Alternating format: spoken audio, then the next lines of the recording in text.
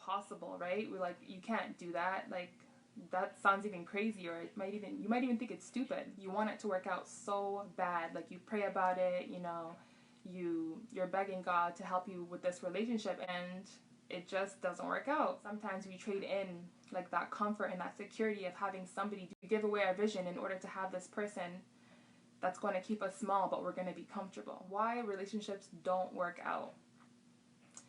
And it's definitely a stressful topic because we put all this time into a relationship, we put all this effort into a relationship, we put all this money into a relationship, and it just doesn't work out, And what makes it hard to wrap our minds around is because this other person that we're in a relationship with, they have such great qualities. Like, we can see us working together, we can see us getting along, but for some reason there's certain things that are just not allowing this relationship to move forward.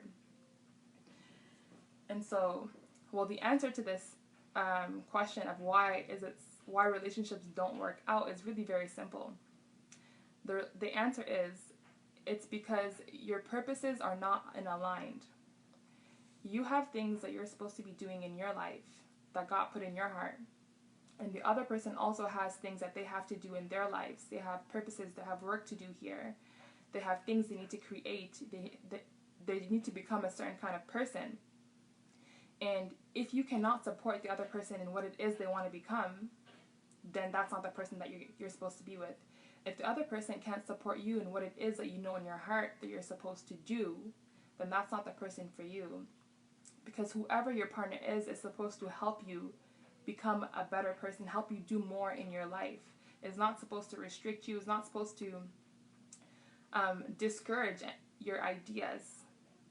So if you're in a relationship and you're finding the other person is discouraging all these ideas that you're coming up with, saying, oh no, that's not going to happen or anything like that, then that's not the person for you. Because your perfect match will understand these things and they'll want to help you. And sometimes, even as we find ourselves in a relationship with somebody and maybe whatever it is that they want to do, we think that's just like impossible, right? We're like, you can't do that. Like, that sounds even crazy, or you might even think it's stupid. And the fact that you're thinking that about somebody else's idea, that gives you a clue that you're not meant for that person, because there's so many great things that were accomplished in this life that were once crazy or impossible. So if we can't support somebody else's dream or somebody else's vision, that's not the person for us. If we're with somebody that can't support what we want to do, what's truly in our hearts, then that's not the person for you either. And whenever we are in a relationship, you have to choose it wisely, because this is somebody who we're going to spend a lot of our times with. And this is somebody that we need to have our back, somebody who is able to see what we see together with us.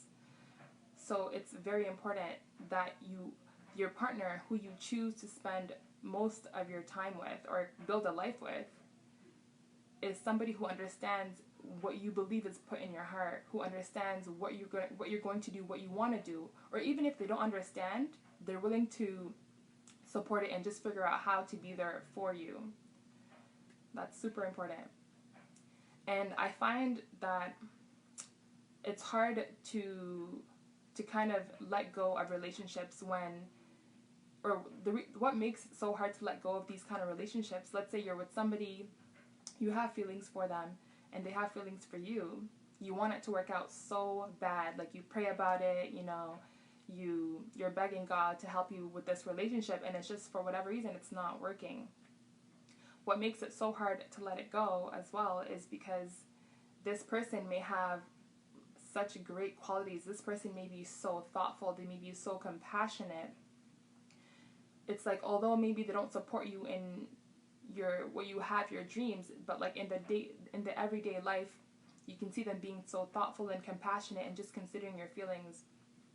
Or they may just have like an amazing personality, and maybe we're afraid that we're not going to find somebody else like this person again, and so sometimes we trade in like that comfort and that security of having somebody do that for us. We give away our vision in order to have this person that's going to keep us small, but we're going to be comfortable. That's what makes it so hard. Their great personality. And what I want to let you know is that, guess what? There is more where that came from. This girl is not the only girl that has all these great qualities. This man is not the only man that has all these great qualities. There's many people out there that have those great qualities and that can support you build the kind of life that you want to live. Your perfect match is out there. But if you continue holding on to this one, the relationship that's not working, you're not going to allow space for that new person that has all those qualities that you want and that can help you build your dream life, and you can help them build their dream life, and you guys can work together the way that you imagined. You can't allow space for that person if you're still dwelling on what's not working. You know, sometimes you just have to let things go. It's not working, and it's okay, because there's so much more opportunities out there, so much more people out there, and God is trying to make them come to you.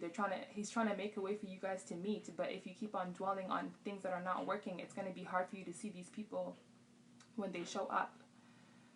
So really, once you let this person go, the only question you need to really ask yourself is, are you ready for the next person that will be a better match for you to come? Are you ready to support them in what they have to do in their life? And are you ready to receive them? Are you ready for that relationship that you're asking for? Only you can answer that question. And it takes a lot of self-work and self-awareness to see if you're ready or not, because you actually may not be ready for that right now. And that's okay. There's still a lot of other things you can do in the meantime.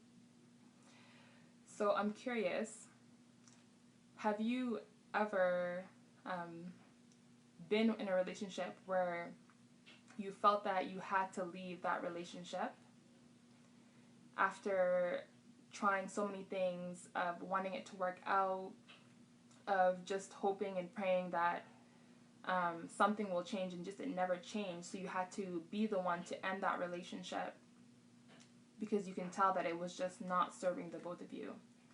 So if you've ever had to leave a relationship for that reason, I'd love to know. Let me know in the comments.